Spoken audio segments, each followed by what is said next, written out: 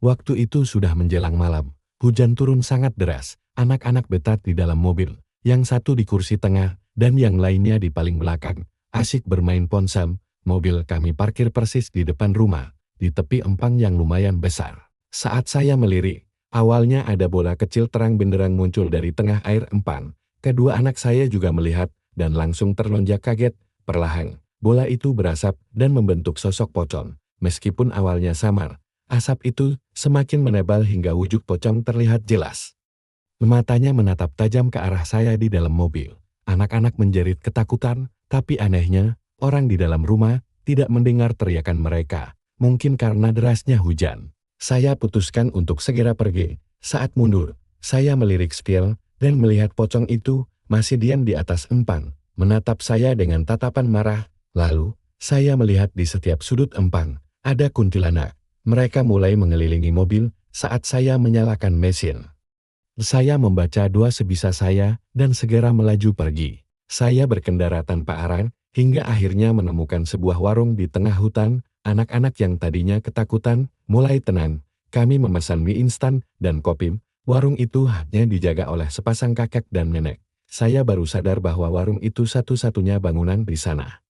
Tanpa rumah atau pemukiman lain di sekitarnya. Tanpa terasa, waktu berlalu hingga azan subuh berkumandang. Baru kami kembali ke rumah. Sesampainya di rumah, saudara pemilik rumah menyapa dan bertanya dari mana. Saya beralasan mencari rokok dan kopi. Belakangan, ibu dari anak-anak itu mendekat dan mengatakan bahwa anak-anaknya sudah bercerita melihat pocong. Saya pun akhirnya menceritakan kejadian semalam, termasuk soal warung. Ibu itu terheran-heran, karena menurutnya tidak ada warung di arah yang saya tuju. Keesokan harinya, kami kembali ke pantai dan pulang sekitar pukul 7:30 malam. Malam itu, empang terlihat tenang. Saya beranikan diri untuk duduk di luar sambil ngopi, sementara anak-anak sudah tidak berani ikut lagi. Hujan gerimis kembali turun. Dan saya mendengar seperti ranting gatut di mobil. Saat saya menoleh ke empang, kejadian serupa terulang. Bola cahaya muncul, berasap, dan membentuk pocong. Kali ini, wajah pocong itu terlihat lebih menyeramkan, seperti tengkorak, dan di setiap kemunculannya. Tempat kuntilanak juga ada di setiap sudut empang. Saya kembali pergi. Anehnya, saya kembali menemukan warung yang sama. Padahal saya merasa mengambil jalan yang berbeda. Kakek dan nenek penjaga warung pun masih sama. Saya menghabiskan waktu di sana hingga azan subuh lagi, baru kembali ke rumah. Pada malam terakhir, saya memutuskan untuk tidur di dalam rumah. Karena sekitar pukul 10:30 malam, pocong itu seperti akan muncul lagi. Paman saya menenangkan saya dan menawarkan kamar-kamar itu persis di pinggir empang, di pojokan tempat kuntilanak itu berada. Saya berusaha menenangkan diri dengan merokok. Tapi saat saya memejamkan mata, wajah pocong itu muncul tepat di depan wajah saya. Saya berteriak ketakutan, membuat seisi rumah terbangun. Paman saya datang dengan tenang dan menjelaskan bahwa pocong dan kuntilanak itu memang sengaja dipelihara untuk menjaga empang dan perkebunan dari pencuri. Mereka akan menampakkan diri dan meneror orang asing yang masuk ke daerah itu. Saya sendiri diteror selama 2 hari setelah pulang ke Bandung.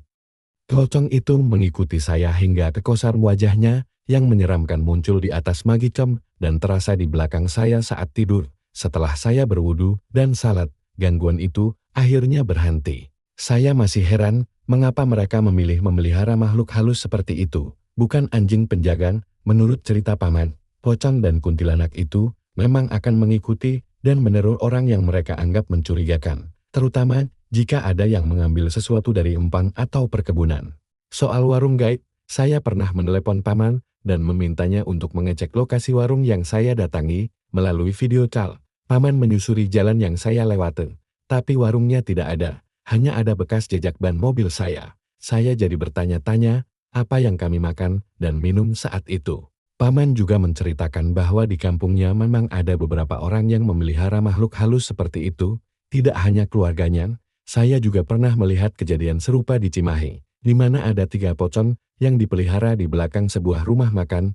Mereka hanya diam, seperti sedang menjaga sesuatu. Sebagai driver, saya sering mengalami kejadian di luar nalar seperti ini. Pesan saya untuk teman-teman sesama driver, dimanapun dan kapanpun, selalu berdoa dan pasrahkan semuanya kepada Tuhan, tetap tenang, Dan jangan lupa membaca doa sebelum memulai perjalanan.